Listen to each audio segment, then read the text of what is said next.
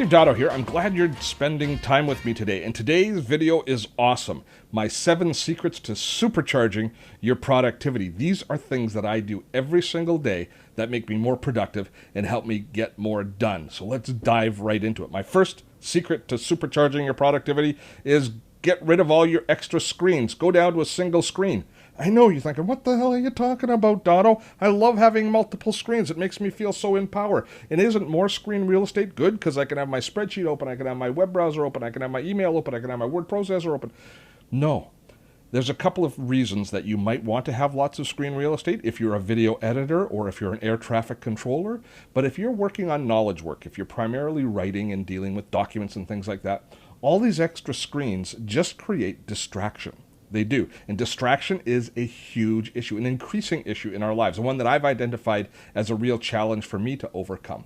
So by getting rid of all my extra screens and going down to a single screen, I find that I concentrate on what I'm working on in front of me far more effectively, which means I end up getting more done in the day. But there's the challenge. The challenge is I have to have multiple applications open, multiple browsers open. I don't live in a uni application world, do I? I use a Mac operating system, and it allows me to have multiple desktops, as does Windows now. They all allow multiple desktops and a variety of ways of managing them. So on my Mac, I have it set up so that I have my browsers open in different windows for different tasks. I have my other applications on different desktops, things like, in this case, Photoshop Elements. And I've got Keynote open as well at the same time. If I just double tap on my mouse or on my swipe up on my trackpad, I'm brought into the manager that allows me to see and be able to orient myself in all of the different desktops I have and then rearrange things if I want them to be in a slightly different order. So navigating between them becomes second nature. You're just swiping with your fingers on your mouse or on your trackpad and moving back and forth between them. So I find that I move back and forth just as effortlessly as if I had multiple screens. Plus, everything's now right in front of me. With my current eyesight, it's better because I can see everything here and I'm not leaning in and leaning out and onto different monitors to see exactly what's going on. And there's one other advantage too, is when you're dealing with one screen or one desktop for one application, you can go into the full screen mode and you can work on the applications in full screen mode, which again completely eliminates all of the distraction around you. So in this particular case here, I've got Hootsuite up. It's filling the entire screen. I have much more, even though I have less gross real estate to deal with, I have much more practical real estate to deal with as I work on my one single project, which is here in this case in Hootsuite. So single screen it, it's a great idea. The next tool that I want to talk to you about is Text Expander. We have another video on Text Expander. It's a tool that I love. Now on the Mac, it costs I think $40 to buy it. It's free on Windows, which is a heck of a bargain. Text Expander is a keyboard macro tool that allows us to record regular keyboard strokes that we use over and over again, paragraphs, any snippets of text, and allows us to assign little short codes to them so that we can quickly enter them. If you do things like technical support or anything like that, it's great because you can have standard paragraphs ready to go. If you do a lot of web URLs that you forget and you have to remember what they are, it's great. So for example, if I'm writing a support letter to somebody about our website and I can never remember the exact syntax, the exact words for our login page, I just type in the pound key and then log in, and it autofills the URL for the login. So that serves two purposes. One, it reduces the number of keystrokes that you take, so that saves you some time. But the other thing it is it removes the fact that you have to go up and search for the web URL in your browser yourself to figure out what the URL is to copy it into the email that you're working on. So it really works from two perspectives. It does another thing, which is one of my biggest, favoritist things on the planet, is it corrects a lot of my typos and spelling mistakes. So watch what happens. I always transpose the into T-E-H, just the way I type. So watch, I'm going to do that right now. I'm going to type in T-E, and then I'm going to, in 3, 2, 1, hit H. When I hit H, watch what happens to the word. 3, 2, 1, H. It recognizes that it's a transposition, and it converts it back for me. That saves me an inordinate amount of time every day editing my own documents, and it also saves me some embarrassment, especially for things like spelling mistakes. I think Text Expander is the best $40 you can spend on a Mac, and it's the best free tool you can get on Windows. Absolutely love it. The third super secret I have for productivity, I'm going to stay right here, is dictation. Oh, I have become such a fan of dictation. Wasn't always the case.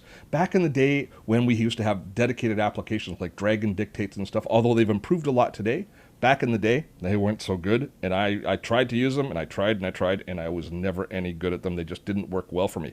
Now, it's built in at the operating system level. Watch what happens. I hit the function key twice because I've enabled it.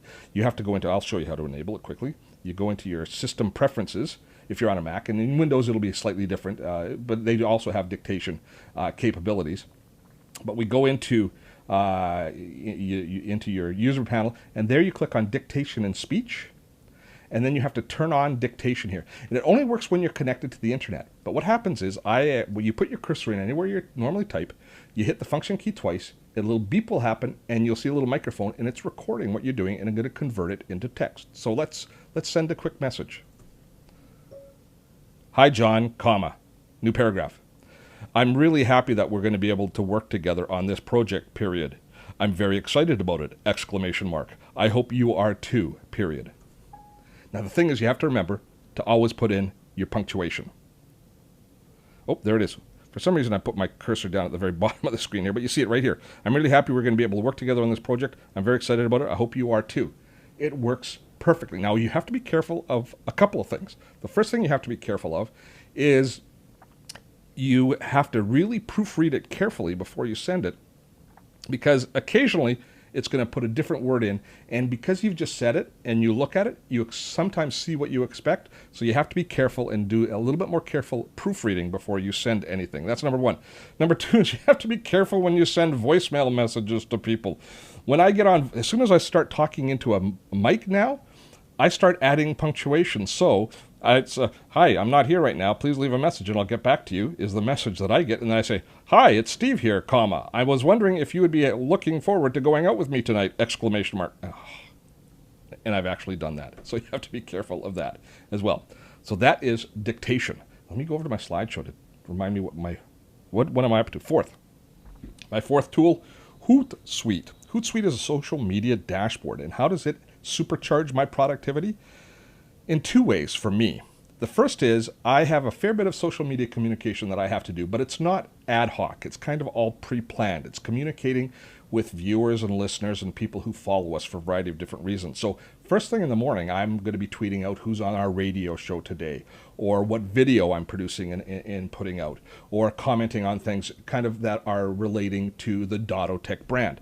So I pre-populate all of those tweets. So rather than having to do it all through the day, I use Hootsuite's publish service, so I create all of my different posts here, and they don't just appear in Hootsuite. This is another place that saves us a lot of time, not just in Twitter, but I can also post into LinkedIn, into Google+, into Facebook, into any of the other different social networks that I want to. I can post to them all through the one interface. But I can also use this tool called Auto Schedule, which will then pre-populate this into a schedule through the day. So let's take a look. We're kind of approaching midday, so most of my tweeting is done for the day. But here's ones that I wrote this morning that will now be tweeted out a little bit later today. And you can adjust the time on all of these. But this feature does two things for me. First of all, it saves me a lot of time because I'm able to compose all of my tweets and all of my communications and social media networks first thing in the morning when I like to do it, and have it all done for the day. So it saves me time there, but it also helps me to be a more effective communicator in social media space. So there is one area that Hootsuite saves me a tremendous amount of time. In research, it'll also save you time because you don't have to go into multiple networks to find mentions or to do any research. It will basically compile all of the different mentions or all of the different information you're looking at in different streams here within Hootsuite. It's worth trying out. It's free for a limited number of networks. If you have a lot of networks that you need to communicate with in your business, then you'll pay a licensing fee, but it's free to try out, and I definitely think it's one of the real great secret tools in my productivity toolkit. Hootsuite. Up next, LastPass, my password manager. Now, this saves me time, and it also makes me safer. It protects me from people hacking and from losing and accessing my accounts. So LastPass is a free, mostly free, password manager that is uber encrypted. It allows you to create super complicated passwords to really protect your identity and really protect you online. Then it installs in your web browser, and you have to have a really good password to access it, but it stores all of the regular logon information for the sites that you visit, and even ones that you only visit occasionally. That's where it really starts to show its strength. So this is actually a site that I do log into a lot. It's my Podbean site, which is where I host my podcast. But all I want to do, I can either click here in the fields themselves, or you click on LastPass in the taskbar here, or you see we have a drop down here that allows me to autofill the forms that are here. So I just use that autofill, and it automatically fills in both the username and the password, because you often forget what's your username at sites you don't visit regularly. So a lot of us store our passwords in text files or in Evernote, or sometimes just in an open document on our desktop. We store our username, sometimes our usernames and password, which is incredibly insecure, or we use the same one for everything. Here, this allows you to have unique usernames, unique passwords, far more secure, and if you want to do, and it'll auto-populate them so you can easily log in, and you just save it. Every time you enter a new site, every time you have set up a new account, LastPass will ask you, do you want me to save the password and username? And you say yes, and it'll even ask you, do you want me to create a better password for you? That's really hard to crack, and you can say yes to that as well. Password you would never remember, LastPass will remember for you. It saves you time, and it could also save your bacon. It saves you time because you don't go looking for passwords. You don't have to go password retrieval as we often have to do for sites that we don't visit on a regular basis. And that time adds up over time really nicely. We're into the stretch run. Evernote Web Clipper, one of my other favorite tools. Oh, do I love my Evernote Web Clipper ever so much. It installs in your menu bar of your browser, and it allows you to clip anything out of the pages that you're working on your browser. You can clip the text, you can clip graphics, you can clip bookmarks, you can take screenshots of it, and then store that information in Evernote. You can tag it so that you can find it again in Evernote. I use the Evernote Web Clipper every single day for doing research and for saving little bits of digital data that I don't want to be storing in my brain or trying to remember in bookmark files. It's just an indispensable productivity tool. Definitely one of my top 7 time-saving tips. And the last one I'm going to show you is kind of cute. It's called Clippin', and there's a variety of different utilities that you can install that are multi-clip clipboards. What this means is, when you're working on a document and maybe you're copying a little piece of text here, and then you go and you paste it, and maybe you need to copy another piece of text and then go back and then the same first piece of text again, and so you're always moving back and forth copying and pasting. Clippin' allows you to store all of your different clips, and it remembers them. So you can store. All you have to do to clip a new piece of text is go back into Clippin' and say, you know what, 3 copies ago was when I had this in my clipboard. That's what I want to paste right now, and you can choose that and just choose to paste that. You can also save it as favorites. So a little bit of crossover here with what we have in Text Expander. But it's for more temporary stuff, if kind of stuff that you don't need to keep long term. The way I look at it is everything in Text Expander is long term things that I'm going to want to keep for a very long time. I use Clippin' here for really short term clipping and pasting documents as I put them together. And again, when I need it, it does end up saving me a tremendous amount of time.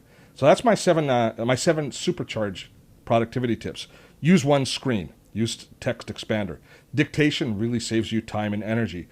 Pulling all of your different social media assets together in Hootsuite, massive time saver. LastPass not only can save you time, it can also save you a tremendous amount of grief. Evernote Web Clipper, just love it. And finally, multi-clipboard, which really saves you time on those small little projects when you're clipping multiple pieces of text. I hope you found this little video useful. If you have, please give us a like. And hey, don't forget, I've got a productivity workshop coming up, a course actually, an 8-part course that goes way deeper than anything we talked about here. We get right into the nitty-gritty of your productivity tools. So take a look at that. The link is just above me right now. Thanks so much for your time. I'm Steve Dotto.